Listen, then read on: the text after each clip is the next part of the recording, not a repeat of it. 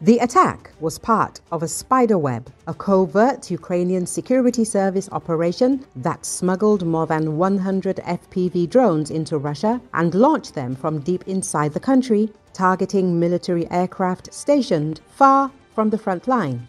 It marked the first time in the war that drones had struck Siberia. The independent outlet People of Baikal visited several nearby villages to hear firsthand how locals were making sense of the attack. Andrei Kachenko lives on the edge of Novomaltinsk in a neighborhood the locals call Shamotka.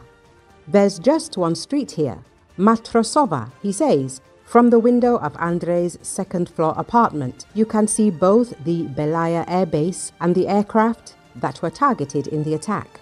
Every one of the drones flew over Matrosova Street toward the airfield. Andrei believes the drones came from two directions, not only from the truck parked on the highway as confirmed by official reports, but also from the direction of the Belaya River. He says that residents of nearby 5-story apartment buildings ran for the bomb shelters. The head of Novomaltinsk, Tatiana Markova, announced a curfew in the local Telegram channel, forbidding residents from going outside. Immediately after the strike, locals and then the police blocked off the road from Novomaltinsk to the neighboring village of Badai. People in the village say that 9 military aircraft were destroyed in the drone strike on the Belaya base. Andrei says he heard from a neighbor who works there. According to that same neighbor, 4 of the planes had been fully fueled and loaded with munitions scheduled to fly to the Special Military Operations Zone, in other words, to Ukraine. We're right at the epicenter here, just across the field from the airbase. I'm still shaking, says local resident of the village of Badai, Lyudmila Zuyeva.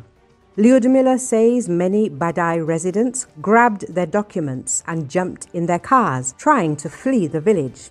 Whether anyone made it out, she doesn't know. Local men, including her son, blocked the road between Badai and Novomaltinsk almost immediately. Until 2011, the village of Sredny was a closed military town. It's made up mostly of 5-story apartment blocks built for personnel from the military base and the nearby Belaya airfield. Many of the apartments now stand abandoned, their broken windows gaping open. But people still live in some of the neighboring units. People in the village, he says, aren't scared anymore. They go about their lives, shop for groceries, and don't even talk about the incident.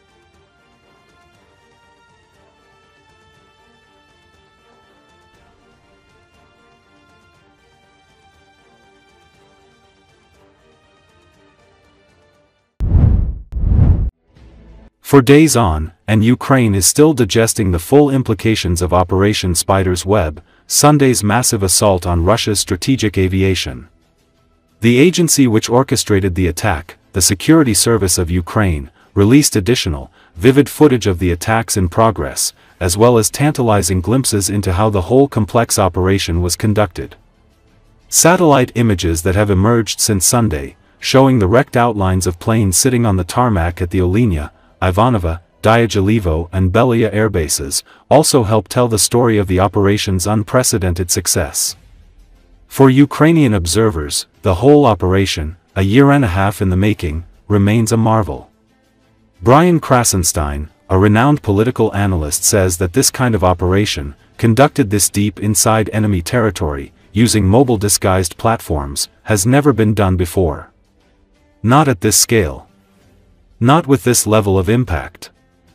Russia just lost a significant chunk of its long-range bomber fleet. And unlike missiles, bombers aren't quickly replaceable, he said.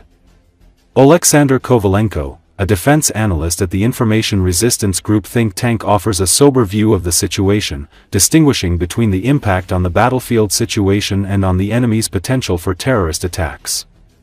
He emphasizes that the affected aircraft are not the ground attack or fighter platforms that have a direct impact on the frontline situation. I would not reckon this a turning point of the war, because we are not talking about combat aircraft that are actively used on the front line. We are talking about the aircraft that were mainly used to terrorize the civilian population, bombing cities in deep rear areas of Ukraine and delivering strikes on energy and civilian infrastructures. Pavlo Laikichuk, head of security programs at the Center for Global Studies, Strategy XXI, points out that successes on the battlefield are the foundation for diplomatic victories, and it is politicians and diplomats who should consolidate on the diplomatic front the successes achieved by our military on the battlefield. Political scientist Serhiy Turan complements this picture with an analysis of how the operation will affect the general perception of Russia in the world. Talk about Russia winning its war against Ukraine will decrease, as will fears of it hypothetically launching a war against the West. However, it is much more important that confidence in Ukraine's capabilities will create a positive context for support. They in the West tend to help not the weak, but those who know how to win. Turan notes with a hint of irony that the fall of Russia's image as a powerful military force will make everyone happy, even Comrade Xi will be happy, although he will not tell anyone about it. Valery Romanenko, an aviation expert, completes the picture, emphasizing that the Russians have lost not just aircraft, but the illusion of security. There simply aren't many airfields in Russia that can accommodate such planes. Theoretically, the surviving planes can be redeployed to Olynya, Mozdok, or Sarashevo, but even there they are not safe from attacks. There is no longer a safe airbase. According to Romanenko, Operation Spiderweb has busted the myth about invulnerability, because the war has come to Engels, to Belia, to Vladivostok. Ukraine has demonstrated the ability to deliver pinpoint strikes that change the geopolitical balance. Former Swedish Prime Minister Carl Bildt said, "Not even the 007 movies managed to come up with something like this." Former U.S. Army commander in Europe Ben Hodges endorsed Ukraine's strategy with an apt military aphorism: "Better to kill the archer instead of trying to stop all of the arrows." U.S. Congressman Don Bacon also commented briefly, "Putin sowed the wind and is now reaping the whirlwind." Dutch Defense Minister Ruben Brekelmans reminded us that it is not for the first time Ukraine is surprising the world. Ukraine has surprised us so many times over the last 3 years.